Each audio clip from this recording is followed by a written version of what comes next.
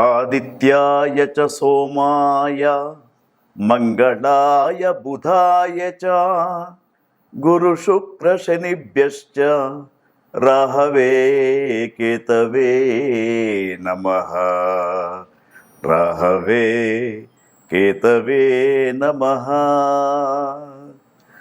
దదిశంకతుషారాభం క్షీరోదార్ణవశోభితం.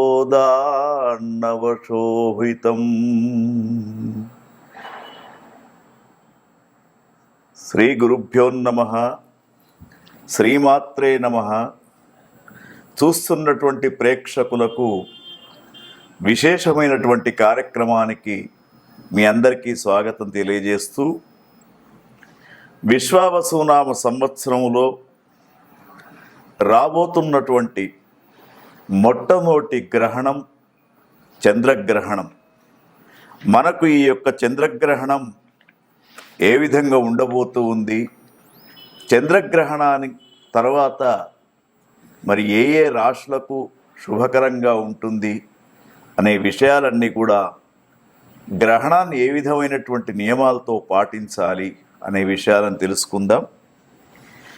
విశ్వావసునామ సంవత్సరంలో భాద్రపద శుక్ల పౌర్ణమి రోజున, అంటే తేదీ 7/9/2025 ఆదివారం రోజున రాత్రి శతభిష నక్షత్ర మేషలగ్న సోమోపరోగా పింగళవర్ణ దక్షిణ శరము నైరుతి స్పర్శ ఆగ్నేయ మోక్షం రాహుగ్రస్త సంపూర్ణ చంద్రగ్రహణము ధృతియోగము మరి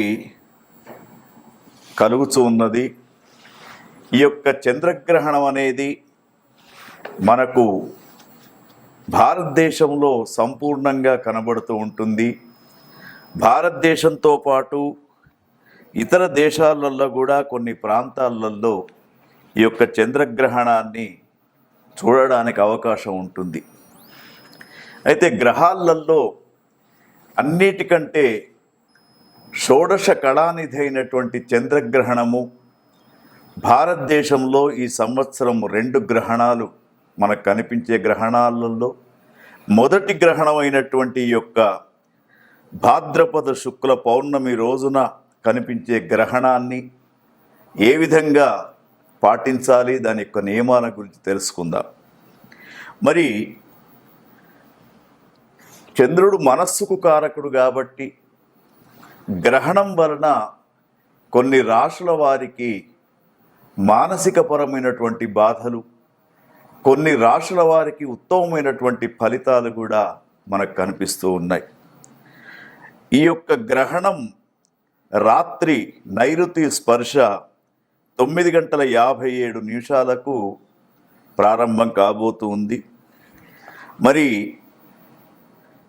దీని యొక్క నిమీలన కాలము రాత్రి 10:57 దాకా, మధ్యకాలము రాత్రి 11:48 దాకా, తర్వాత ఉన్మీలన కాలము రాత్రి 12:22 దాకా, ఆగ్నేయ మోక్షకాలం అనేది రాత్రి 1:29, మరి ఆద్యంత పుణ్యకాలం అనేది ఉదయాత్పూర్వం 3:29 వరకు ఈ యొక్క గ్రహణం అనేది మన భారతదేశంలో సంభవించబోతూ ఉంది. అయితే ఈ గ్రహణం గురించి మన ప్రేక్షకులకు ముందుగానే తెలపడానికి ఈ కార్యక్రమాన్ని మీ ముందు ఉంచుతూ ఉన్నాం. అయితే ఈ యొక్క గ్రహణం అనేది ముఖ్యంగా ఈ గ్రహణం యొక్క నియమాలు ఏమిటి, ఎప్పుడైతే రాహుగ్రస్త చంద్రగ్రహణం ఉంటుందో ఆ రాహువు చంద్రుణ్ణి ఏ విధంగానైతే గ్రహించబోతూ ఉంటాడో ఆ సమయంలో సైన్స్ ప్రకారంగా మనకు చంద్రకిరణాలు అనేటివి ఆహార పదార్థాలలో పడవు కాబట్టి ఆ రోజు కొన్ని నియమాలు తప్పకుండా పాటించాలి. ముఖ్యంగా మధ్యాహ్నం భోజన సమయం 1 1 గంట లోపుగా భోజన సమయాన్ని ముగించుకోవాలి. తర్వాత రాత్రి భోజనం అనేది ఒక వృద్ధులకు, చిన్నపిల్లలకు మాత్రమే సాయంకాలం 7:40 దాకా అవకాశం ఉంది. మిగతా వాళ్ళందరూ కూడా రాత్రి భోజనం చేయకుండా ఉండడమే శుభసూచకంగా చెప్పబడుతూ ఉంది. అయితే ఈ భోజనం చేయకుండా ఉండడం అనేది మూఢనమ్మకం అనుకోవద్దు. మనకు ప్రత్యక్ష దైవాలైనటువంటి సూర్యచంద్ర గ్రహణాలు వచ్చినప్పుడు జీర్ణక్రియలో కొంత మార్పు వస్తూ ఉంటుంది కాబట్టి అనవసరమైనటువంటి అనారోగ్యానికి గురి కాకూడదని చెప్పేసి మన పూర్వీకులు ఈ యొక్క భోజన వ్యవస్థను ఈ విధంగా పెట్టడం జరిగింది. తర్వాత ఈ గ్రహణం అనేది ముఖ్యంగా గ్రహణం రోజున మనందరికి కూడా తెలుసున్నటువంటి విషయము, సాయంత్రం దేవాలయాలన్నీ కూడా మూసి ఉంటాయి. గర్భవతులు, చిన్నపిల్లలు, రోగులు, వృద్ధులు వారికి మాత్రం రాత్రి 7 గంటల దాకా స్వల్పాహారం తినడానికి అవకాశం ఉంది. వేదకాలంలో భోజనము, నిద్రపోవడము, తర్వాత మైథున్యము ఇవన్నీ కూడా నిషిద్ధం అని చెప్పేసి మన పూర్వీకులు చెప్పడం జరుగుతూ ఉంది. అయితే ఈ యొక్క గ్రహణ సమయంలో మరి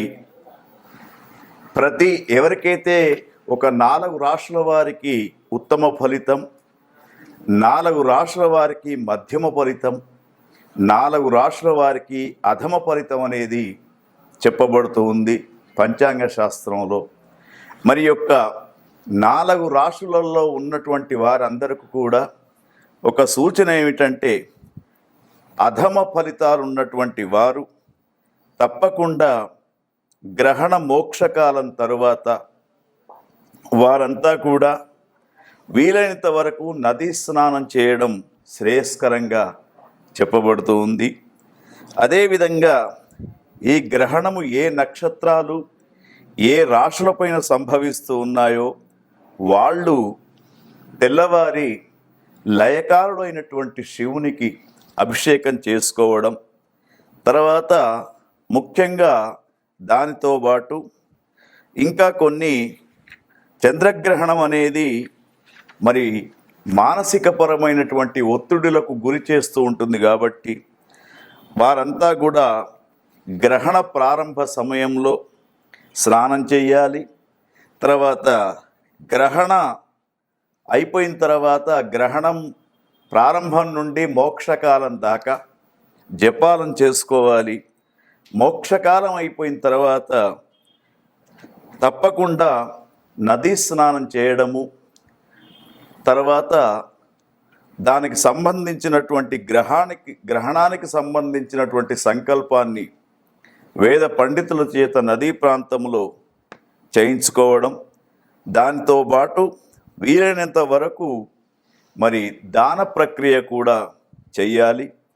ఆ దాన ప్రక్రియ చేసేటప్పుడు చక్కగా మరి మనకు ఈ రాహుగ్రస్త చంద్రగ్రహణానికి ఇదం సౌవర్ణం రాహుబింబం, నాగం సౌవర్ణం రవిబింబం, రాజతం చంద్రబింబం,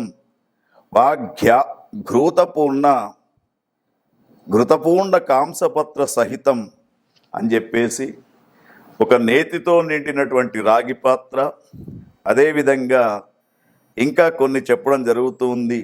నాగ ప్రతిమ, తర్వాత చంద్ర ప్రతిమను కూడా ఒక వేద పండితుడికి దానం చేస్తూ ఈ గ్రహణము మానసికపరమైనటువంటి బాధలు రాకుండా చూడమని చెప్పేసి ఆ యొక్క భగవంతుని నమస్కారం చేస్తూ తమోమయ మహాభీమ సోమ సూర్య విమర్దన హేమతార ప్రధానేన మమ శాంతి ప్రదో భవ అని చెప్పేసి మమ శాంతి ప్రదో భవ అని చెప్పేసి విధంతుద నమస్తుభ్యం సిమ్మికానంద ఆచ్యుత దానే నానేన నాగస్య రక్షమాం వేదజాం భయాత్ అని చెప్పేసి మరి యొక్క గ్రహణం వల్ల ఎటువంటి బాధలు రాకుండా ఉండడానికి దాన ప్రక్రియ అనేది చేయాలి. వీలైనంత వరకు పితృతర్పణాలు అందించడం, నదీ స్నానం చేయడం, దాన ప్రక్రియ చేయడం అనేది ఈ మన ప్రేక్షకులకందరికీ కూడా చెప్పినటువంటి సూచన. ఇంకా మీకు ఈ గ్రహణం గురించి కానివ్వండి, మీ రాశులలో చంద్రుని యొక్క అంశ గురించి కానీ తెలుసుకోవాలంటే కింద కనబడుతున్నటువంటి నెంబరుకు ఫోన్ చేసి వ్యక్తిగతంగా కూడా మీరు సంప్రదించవచ్చు. గ్రహణానికి సంబంధించినటువంటి మరి మోక్షకాలం తర్వాత ఎటువంటి వాటికి పరిష్కారం చేసుకోవాలనే సూచనలు కూడా మీకు అందించబడతాయి. ఓం తత్సత్. ధరణీ గర్భ సంభూతం విద్యుత్కాంచన సన్నిభం కుమారం శక్తిహస్తంచ మంగళం ప్రణమామ్యహం. చూస్తున్నటువంటి ప్రేక్షకులు స్వాగతం. విశ్వావసునామ సంవత్సరంలో భారతదేశంలో కనిపిస్తున్నటువంటి మొట్టమొదటి గ్రహణం భాద్రపద మాసంలో సెప్టెంబర్ 7వ తేదీ ఆదివారం రోజున రాత్రి సంభవించే చంద్రగ్రహణం. మరి ఈ చంద్రగ్రహణం ఒక్కొక్క రాశి వారికి ఏ విధంగా ఉండబోతూ ఉంది అని చూస్తే మనకు కన్యా రాశి ఫలితాన్ని గమనించినప్పుడు కన్యా రాశి వారికి ఈ యొక్క చంద్రగ్రహణం అనేది శుభప్రదంగా కనబడుతూ ఉంది. మరి కన్యా రాశి వారికి ఆ రోజున చంద్రుని యొక్క స్థానం గమనించినప్పుడు 6వ స్థానంలో కనబడుతూ ఉన్నాడు. వీరికి చక్కని కీర్తి ప్రతిష్టలు పెరిగే అవకాశం ఉంది. విశ్వావసునామ సంవత్సరంలో వీరికి గ్రహస్థితి చూసినప్పుడు మాత్రం గురువు 10వ స్థానంలో, 7వ స్థానంలో శని భగవానుడు, తర్వాత 6వ స్థానంలో రాహువు, 12వ స్థానంలో కేతువు గ్రహ సంచారం చేస్తున్నారు కాబట్టి, కానీ వీరికి గ్రహణం అనేది చాలా ఉత్తమంగా వస్తూ ఉంది. మరి 4 రాశులలో చెప్పబడుతున్నటువంటి శుభ ఫలితంలో ఉన్నటువంటి రాశిగా కన్యా రాశిని తీసుకోవచ్చు. కన్యా రాశి వారికి చక్కని కీర్తి, ఆరోగ్య విషయంలో గత కొంతకాలంగా ఉన్నటువంటి ఏదైతే మానసిక పరమైనటువంటి ఆలోచన ఉంటుందో అది మారిపోయి మీకు ఆరోగ్యం చాలా వైభవంగా ఉంటుంది. తర్వాత శుభకార్యాల కోసం కొంత ఖర్చు చేస్తారు. మరి మీ దగ్గర ఉన్నటువంటి ధనము మీకు సరిపోయే విధంగా ఉంటుంది. ధైర్యంతో ముందుకు వెళ్ళాలి. కళత్ర సౌఖ్యము, సంతాన సౌఖ్యము అనేది జరుగుతూ ఉంటుంది. అన్నిటా కూడా ఈ యొక్క చంద్రగ్రహణం అనేది కన్యా రాశి జాతకులకు వైభవంగా ఉండబోతుంది. అయితే వీరికి ఒక సూచన ఏమిటంటే ప్రస్తుతం ఉన్నటువంటి గ్రహస్థితిని అనుసరించి శని గురుబలం యొక్క లేదు కాబట్టి వీలైతే వీరు కూడా నదీ స్నానం చేసి లయకారుడైనటువంటి శివునికి అభిషేకాది కార్యక్రమాలు చేసుకోండి. మీకు అత్యంత అనుకూలంగా ఉంటుంది.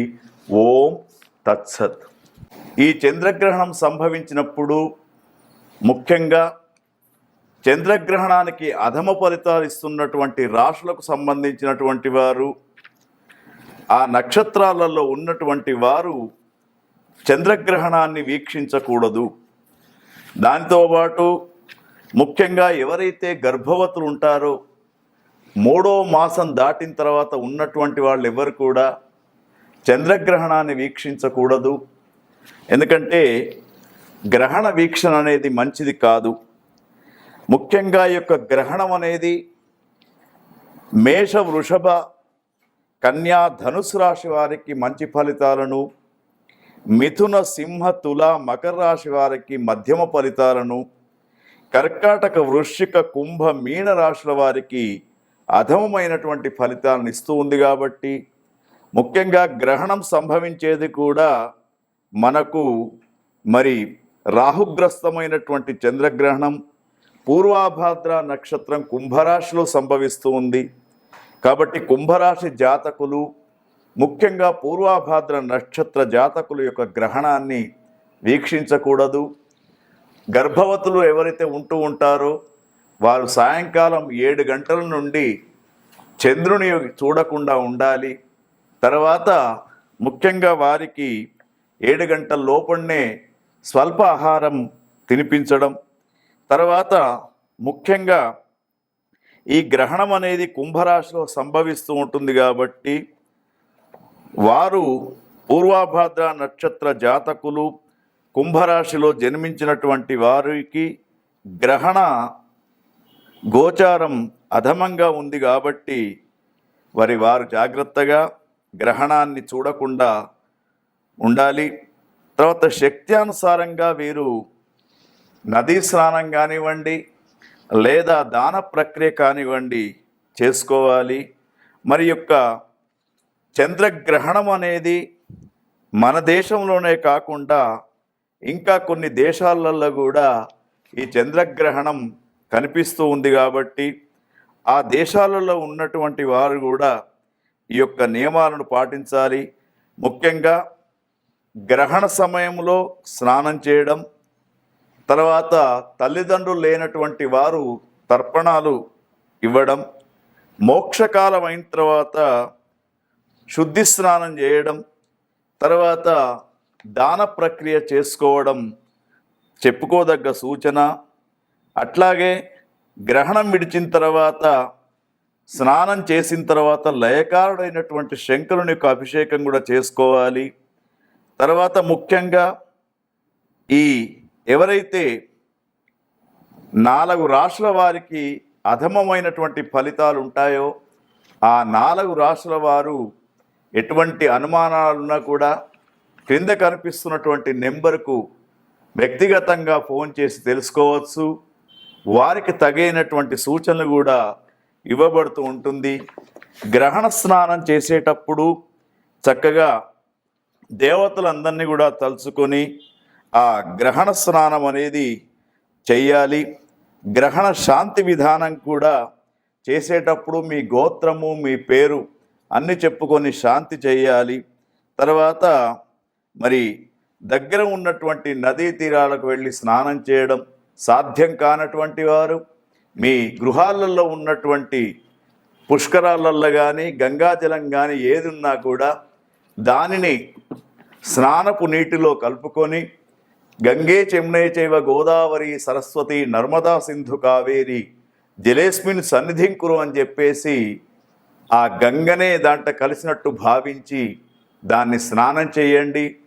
మరి దీనివల్ల ఏదైతే అధమ ఫలితాలు పొందే రాష్ట్ర వాళ్ళు ఉంటారో వారికి కొంతవరకు ఈ చంద్రగ్రహణం యొక్క పీడా నివారణ అనేది జరుగుతూ ఉంటుంది. మరి ఈ యొక్క నియమాలను పాటిస్తూ షోడశ కళానిధి అయినటువంటి చంద్రుని యొక్క అంశను మానసికపరమైనటువంటి క్లేశాలు పొందకుండా మీరంతా కూడా చంద్రుని యొక్క అంశను పొందడానికి ఆ చంద్రరేఖను ధరించినటువంటి పరమశివుడు నమస్తే అస్తు భగవన్ విశ్వేశ్వరాయ మహాదేవాయ త్రియంబకాయ త్రిపురాంతకాయ త్రికగ్నికాలాయ కాలాగ్ని రుద్రాయ నీలకంఠాయ మృత్యుంజయాయ సర్వేశ్వరాయ సదాశివాయ శ్రీమన్మహాదేవాయ అని చెప్పేసి వేద మంత్రోచ్చారణతో స్వామికి అభిషేకాలు చేయించుకోండి. తర్వాత ఓం నమఃశివాయ అంటూ ఆ శివలింగం మీద నదీ జలాన్ని సమర్పిస్తూ త్రిదళం త్రిగుణాకారం త్రినేత్రంత్ర త్రిరాయుధం త్రిజన్మ పాప సంహారం ఏకబిల్వం శివార్పణం అని చెప్పేసి ఒక పత్రి మారేడు దళాన్ని కూడా సమర్పించుకోండి. ఈ గ్రహణం అనేది మీకు అనుకూలమైనటువంటి వాతావరణాన్ని కల్పిస్తూ ఉంటుంది. ఓం తత్సత్.